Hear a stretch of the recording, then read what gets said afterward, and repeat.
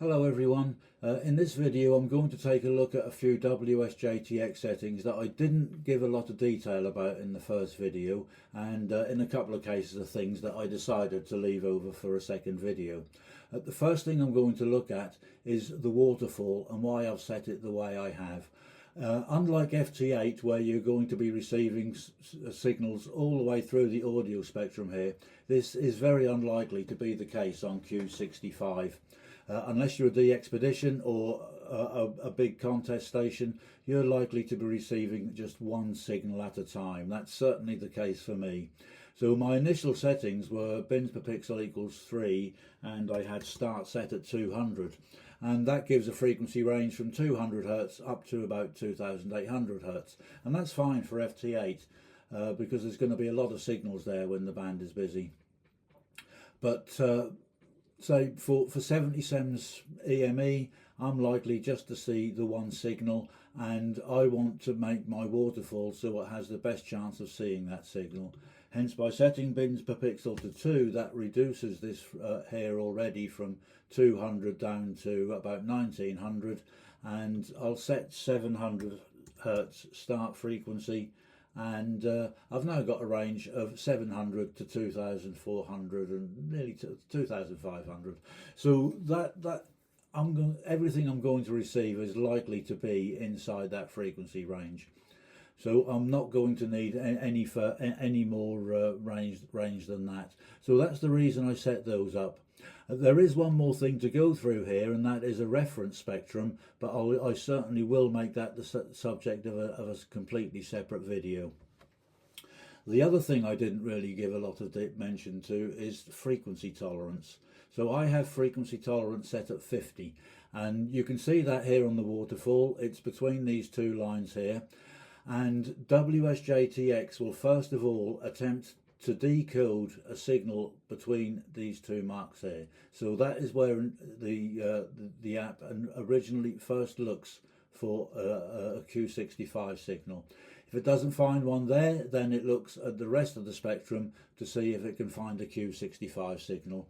It will decode them.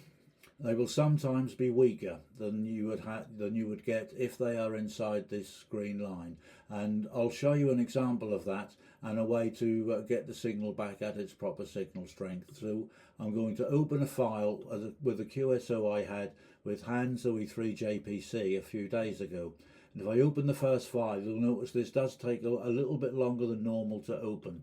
So the decode is on there, and there we go. There we have a -24 signal from OE3JPC. Now you will see that he's outside of my frequency tolerance setting. He's outside of that, so it's still decoded. And a very useful trick here, even if it is inside the frequency and doesn't decode, you can still try this, is just to double click on the sync line. And I'm now going to double click on that sync line. My frequency tolerance marker will move to the sync line and we'll get a second decode. So there we go, and I've now got that decoded at -23. Had hand signal been down here at 1000 or up here at 2000, that original decode may have been even weaker.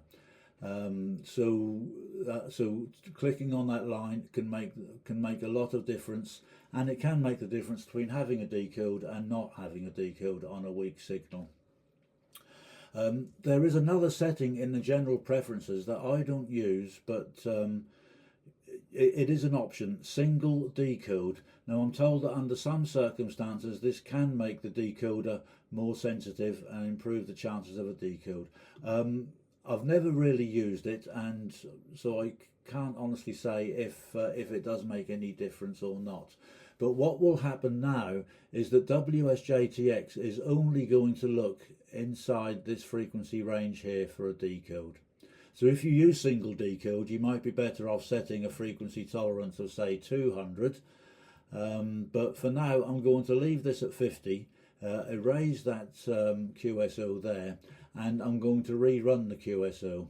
So I'm going to open the first QSO of that file, or file of that QSO, and you'll see that it doesn't decode. There's no decode there because WSJT-X is only looking in this area here for a decode, and hand signal is outside of that.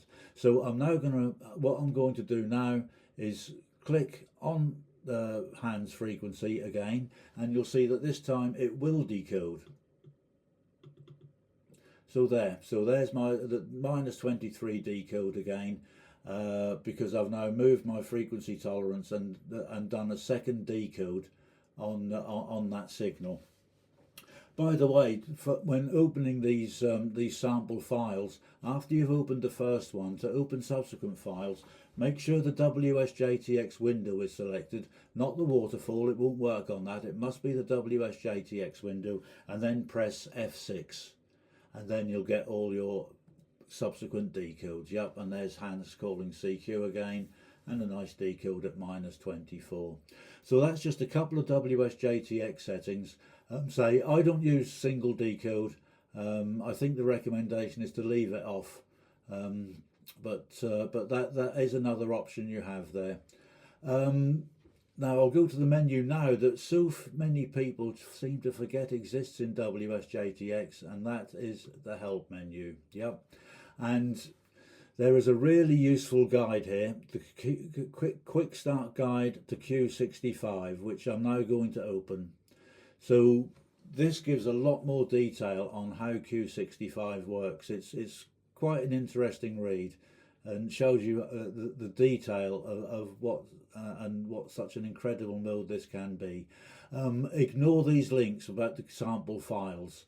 The ones that mention Princeton, there's 2 links there. They no longer work. They haven't updated the document yet, so those links don't work. But we don't actually need them, because the next thing you can do is download some sample files, and again you can go to the help menu, click on download samples, and you can download samples for all these different modes. And if you haven't tried some of them, it's worth doing, so you can see how these modes actually work. We want Q65, and again you can select any of these you like. There isn't actually, oh yes, there's a 6 meter EME one here, but if I just click on Q65, they will now start downloading, and they don't take too long. Where are we? Nearly done. Okay, that's all of them done, and you can now go to your file directory, click on open, and if you go to the main save directory where the sound files are, if you have saved previous files, they'll be right at the bottom, and there's the sample files, and there's the Q65 samples. So you can then do you can then play around yourself and have a go at decoding Q65. There is in this document there is a bit of explanation on how to do that. They recommend that you temporarily set your call sign to W1JT to decode those files, but please don't forget to put the call sign back to your own one before you actually transmit the signal. Okay, I hope you found that useful. I think this will probably be the last one I need to do on the Q65 settings, so if you found it useful, please let me know. And 73.